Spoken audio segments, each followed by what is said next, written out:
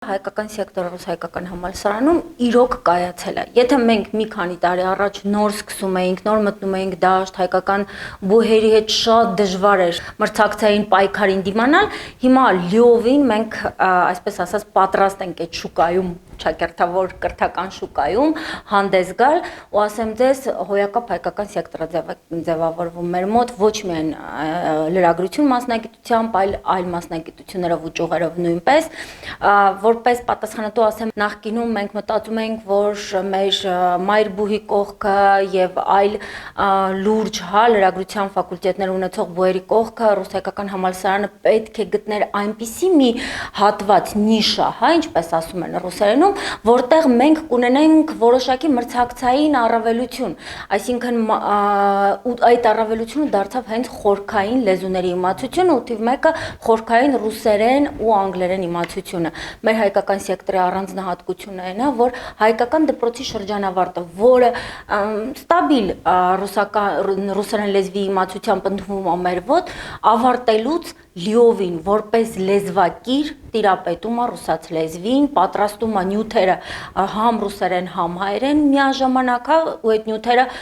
համ տարբեր ժանրերով են, համ տարբեր ֆորմատներով են, ու ի վերջո մենք ունենում ենք այնպիսի լրագրողներ, հայկական դաշտում աշխատող լրագրողներ, որոնք հոյակապ գիտեն միջմշակութային հարաբերությունները, հոյակապ գիտեն տարածաշրջան, գիտեն հետխորհրդային տարածաշրջան ու դա նույնպես նրանց տալիս է մրցակցային առավելություն։ Ինչն է կարևոր մեր հայկական սեկտորի համար, նույնպես, որ ես ասեմ, մեր ռեկտորը պարոն Սանդոյանը մի քանի անգամ նշել է, որ երրորդ կուրսից հայկական ռուսական սեկտոր իրենց բանով գրեթե չեն տարբերվում, այնքան մերվում են իրար հետ։ Ու այդ մերվելը ես ասեմ լավագույն մեր համալսարանի հենց այդ իմ ասած առավելություններից մեկն է, քանի որ միաժամանակ նրանք կարողանում են հաղորդակցվել, ճիշտ հարաբերվել, կորպորատիվ հետ ու կոլեգիալ միջմշակութային մթնոլորտում աշխատել, դա միջազգային շուկայում ու իսկ լրագրությունը դա առաջին հերթին միջազգային հարաբերությունների հետ կապված ոլորտ է, քանի որ ցանկացած մեդիա նյութ այսօրվա դրությամբ տարածվում է մի քանի լեզուներով ու հենց մեդիան այսպես ասած պատասխանատու այդ կարևոր ոլորտի ձևավորման համար թիվ 1 պատասխանատուներից մեկն է։ Մեր հայկական սեկտորի շրջանավարտները լիովին պատրաստ են այդ դաշտում աշխատել ու ես ամեն տարի ուրախանում եմ, թե որքան պատրաստված ու լավ ուսանողներ մենք ունենք։ Հավատում եք, եթե նախկինում ես որպես դասախոս, մտածում էի հայկական սեկտորում որևէ տեղ կթերանանք, որևէ տեղ ինչ-որ մի բան կարող է չհասնենք մյուս բուհերին, հիմա վստահ ասում եմ, որ համ մեր ուսանողները, համ մեր դասախոսական կազմը լիովին պատրաստ է համ միջազգային ու հայաստանյան մեր բոլոր կրթական ծրագրերով աշխատել, համ էլ նաև ներդնել լավագույն միջազգային փորձը եւ ռուսաստանյան փորձը նույնպես կրթական մեծ ավանդույթներ ունեցող փորձ է դա ու դա միայն հարստացնում է մեր հայկական սեկտորը։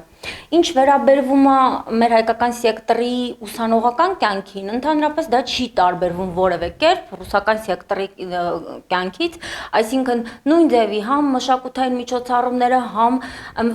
գիտական միջոցառումները, ֆորումներ, կոնֆերանսներ, այդ թվում դրսում ուսանողներին մենք տարբերություն չկա, հայկական սեկտորից է թե ռուսական։ Եթե միջազգային ֆորումը ուսանողը ունի լավ գիտական արդյունքներ, քանի որ լեզվի տիրապետմանը մենք դնում ենք շեշտ այդ տիրապետման վրա, մենք հանգիստ ուղարկում ենք միջազգային կոնֆերանսների, մասնակցում են։ Ու անգամ առաջի կուրսեցիներից կան, օրինակ այս տարի մենք ունեցել ենք 2 ուսանող, որոնք միջազգային մեծ միջոցառման գիտական մասնակցել են հենց առաջի կուրսից։ Ուզում եմ ասեմ, որևէ սահմանափակում չկա։ Նույն ձևը սպորտային հսկայական ներկայացվածություն ունի հայկական սեկտորը, մենք ունենք մեծ սպորտ կոմպլեքս, տարբեր խմբակներ, այդտեղ նույնպես հայկական սեկտորի ուսանողները ակտիվ ներգրավված են։ Ու ասեմ, քանի որ մեր մասնագիտության, մեր ֆակուլտետի, այսպես ասած, ճակերտավոր, մեր մոտ դա կոչվում է, մասնագիտության ուղղության հիմնական կարևորությունը հենց պրակտիկան է, ու պրակտիկ մասնագետների ներգրավումն է կարևոր։ Մենք նրանք հենց առաջի կուրսից տարբեր լեզուներով նյութեր են պատրաստվում, տպագրվում են տարբեր մեդիա հարթակներում, այդ թվում ռուս-հայկական համալսարանի մեդիա հարթակներում, ասեմ, որ նրանք դրա հնարավորություն ունեն տարբեր լեզուներով տպագրվել, այսինքն միաժամանակ նաև թարգմանչական գործ են սովորում անկախ